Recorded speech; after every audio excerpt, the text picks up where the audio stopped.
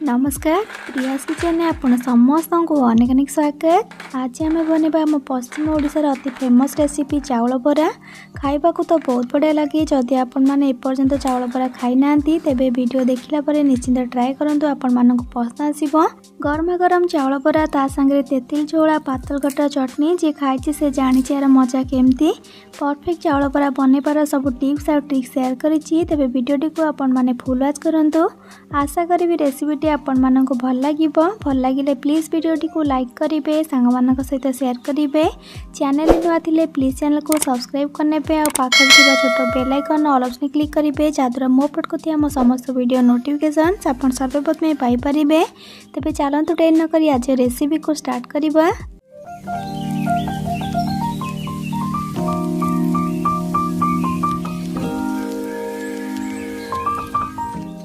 चाउल बरा बनाई प्रथम आम गोटे जगार 2 गिना उष्ण चाउल नबा। तो ये रेसिपी आपण मैंने उष्ण चाउल यूज करूँ, अरुआ चाउल नुहे। उष्ण चाउल यहाँ अति क्रिस्पी बनवा और खाइबा को बहुत बढ़िया लगे। तो आम जो डेली यूज करुचे उष्ण चाउल घरे बस से भाया ये आमको नबार अच्छी पतला मोटा जहाँ भी चलो। तो ता सहित ये मु अधा गिना दौची बिरी। ये मु चोपा छड़ा बिरी नहीं, आपण मैंने चोपा लगा बिरी नहीं पारे। मु जो गिनारे चाउल को मापिकी नहीं से सेम गिनारे अधा गिना बिरी नहीं, तामाने 2 भाग चाउल हेले अधा भाग आमको ये बिरी दरकार। तो ये आम बिरी आ चाउल को भल भाव पानी 3-4 थर धोई नेबा। आबे आम ए भल पानी देदेबा आ राति जाक छाड़देबा। आपन चाहे या 7-8 घंटा बतुरिया रखिपारे। जेहेतु आम उष्ण चाउल नौचे अधिक समय टिके बतुरिया छाड़े तारे भल भाव बाटी पार। तो ये देखो आपन को राति जाक बतुरेला सकाल आपण मानक देखा ये आमर चाउल बिरी भल भाव बतुरी जाइए। आपको मुझे 3-4 थर भल भाव धोई देछि। एबे आम मिक्सिंग जार नेबा आ बिरी आ चाउल को सब जाक ये मुझे एका सांगे दे दूँगी। आपड़ अधिक नहीं बिरी चाउल अधा अधा करके बाटिबे। बिरी चाउल सब जाक मिक्सिंग जार दे सारिकी से अल्प पानी देकी चिकन आ बहला करके बाटिकी नहीं आसबे। जेहेतु आम उष्ण चाउल बाटुचे यहाँ बाटियापाई टे प्रोब्लेम हे, तो से टाइम देके बाटिबे। तो ये देखो मो बिरी चाउल को सब जाक बाटिकी नहीं आसी एकदम बहला करके बाटी। जी आपन को बाटिला बेले पानी दरकार होती पानी दिंतु, बेसी पानी देके बाटंतुनी आ एकदम चिकन करके बाटिबार अच्छी। एबे आम बिरी आ चाउल को भल भाव मिक्स करवा। आपण माने हाथ रे हो हैंड मिक्सर हो भल भाव या गोटे डायरेक्शन में 4-5 मिनट पर्यंत भल भाव मिसई नियंतु। जेते आपण माने या मिसेबे आमर चाउल बरा सेते हल्का बनवा ऊपर क्रिस्पी बनबो। तो ये देखो 4-5 मिनट मिसई सारा कवर करके 4-5 घंटा फर्मेट होगापी छाड़ा। जदि खरा दिन हो 2-3 घंटा छाड़े। शीत दिन वर्षा दिन होते 4-5 घंटा छाड़े। टिके फर्मेट हो गले यहाँ फुलवा और क्रिस्पी बनबो। चाउल आ बिरी फर्मेट भितर आम चटनी बनैबा। तो प्रथम आम तेंतुली चटनी बनैबा। तो से आमको यही सब सामग्री दरकार। प्रथम ये मो 40 ग्राम तेंतुली को लेकिन से किसी पानी को देकी 15 मिनट हम बतुरेकी रखी। तापर अधा छोट चामच नहीं रिफाइन तेल, अदा रसुण आ कंचा लंकार छेचा ये अधा छोट चामच नहीं, चीनी गोटे छोट चामच नहीं, बिल्कुल भी ऑप्शनल अच्छी। 1/3 टीस्पून पंचफुटण, किछि भृषंग पत्र, किछि कटा होइतिबा धनिया पत्र, स्वाद अनुसार लुण आ अधा छोट चामच भजा शुखला लंकार गुंड। बस एतिक ही आमको सामग्री दरकार तेंतुली चटनी बनाई। एबे कौन करबा ना तेंतुली को पानी रे चकड़ी तार मंजी आ एक्स्ट्रा जो खदड़ा अंश अच्छी बाहर करनेबा। खाली तेंतुली रस को आम रखा। ये आमर एबे तेंतुली रस रेडी गला। एबे से स्वाद अनुसार लुण पकेबा आ चीनी को मध्य ऐड करदेबा। टिके खटा मीठा लगिले ही खाइबा को ये चटनी बेसी भल लगी थाए। जेहेतु तेंतुल झोल यार ना से आम टिके पानी देकी पतला करवा। आपण निज हिसाब से यार कंसिस्टेंसी को एडजस्ट करेंगे। तापर ताकू टिके मिसई देकी से छेचिकी रखि अदा रसुण कंचा लंकार छेचा को देदेबा। आ सहित लंका गुंड को मध्य देदेबा। आ से कटा धनिया पत्र को देकी सबको ये भल भाव मिसई नेबा। आ मिसई सारा से गोटे छुंक लगापी गोटे तड़का पैन को बसैकी से तेल को देदेबा। तेल गरम हो गला से पकेबा पंचफुटण।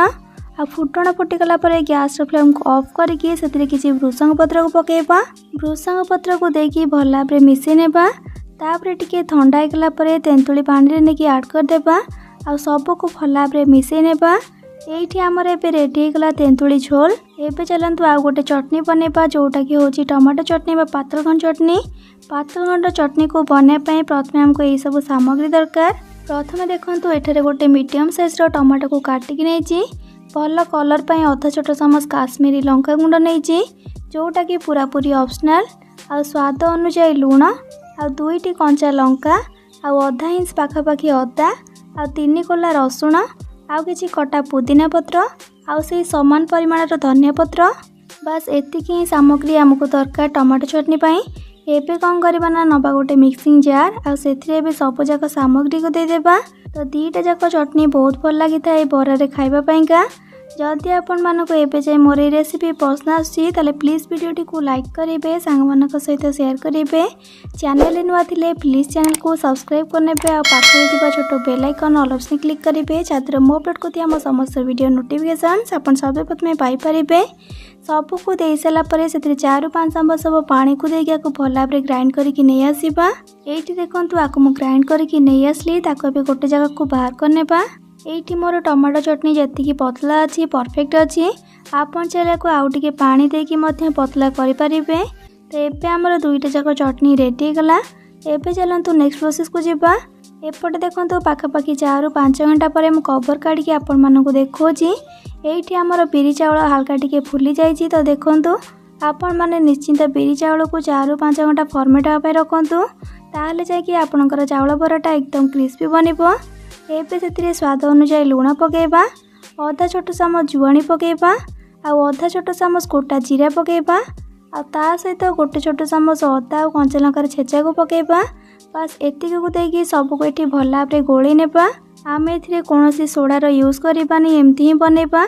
आ आपण माने जदि इंस्टेंट बनथिबे 2 ରୁ 3 घंटा आपनक पाखरे समय नथिबो रखिया पई फॉर्मेट करिया पई ताले सेही जगह रे आपण माने एठी 1/4 टीस्पून सोडा को देई परिबे।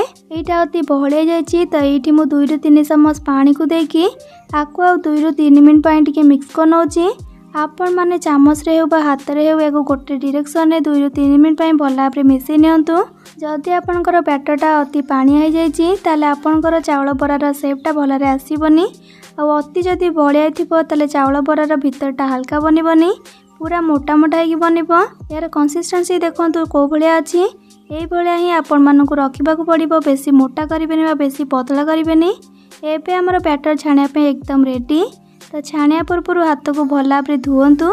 तापरे बैटर अल्प अल्प हाथ रे नेकी तेल रे पकांतु। बरा को तेल रे पकेबा पूर्व तेल को भल भाबरे गरम करंतु। आ देखंतु मु गोटे छोट ड्रॉप पकेछि हमर बैटर रु। तो देखंतु एकदम ऊपर को फुली आछि, जानिबा हमर परफेक्ट तेल गरम हेछि। एबे हमें बरा को पकेबा। तो छोट छोट जेमते हमें बड़ी बा पकोड़ी पकांती बा सेही भला छोट छोट करके हमें तेल रे पकेबा। तो देखंतु तेल रे पकेबा मात्रे ही से ऑटोमेटिक ऊपर को फुली आछि आ बरा गुड़ाक ऑटोमेटिक पूरा सेव नौची, तार पूरा पूरी गोल गोल होइकी बनुची। कढ़ई रे जतिकी जागा धरुची बा सेतिकी पकांतु, अधिक पकांतुनी। अधिक पकईले बरा गुड़ाक परस्पर सहित लागी लागी जिवो आ सेव खराब हो जिवो। बरा को पकई सला परे जेतेबेले गोटे पट साइड टिके कलर आसीजिवो तापरे आपण माने जाली रे ताको उल्टांतु। बरा को पकई सला परे फ्लेम को बिल्कुल भी लो करंतुनी, पूरा मीडियम टू हाई रे रखिकी छाणंतु। जदि लो कर देबे बरा हमरो तेल को पीबो। तो सेथि पई आपण माने प्रथम रु शेष जाय मीडियम टू हाई फ्लेम रे लाइट गोल्डन कलर हैला पर्यंत फ्राई करंतु। तो एठी देखंतु हमर बरा फ्राई गलानी। तो एमती ही कलर आसला पर्यंत ही आपण माने फ्राई करिवे, बेसी आ कलर करिवेनी। तो एबे एटा हेई गला ताको बे छाणी नेबा। आ एई भली भाबरे आमे सब बरा गुडा को छाणीबा। या को खाइबार ऊपर एकदम क्रिस्पी आ भीतर नरम लागिवो। वीडियो रे दिया जाइतिबा प्रतिटी टिप्स को आपण माने फॉलो करंतु। आपनकर चावल बरा मध्ये परफेक्ट बनिवो। निश्चिंत बनातु। केमती लागिला मो सहित शेयर करंतु। ताले आज पई रहउची पुणी आसीबी नुआ एक रेसिपी नेकी। से पर्यंत रहिली। Love you all. जय जगन्नाथ।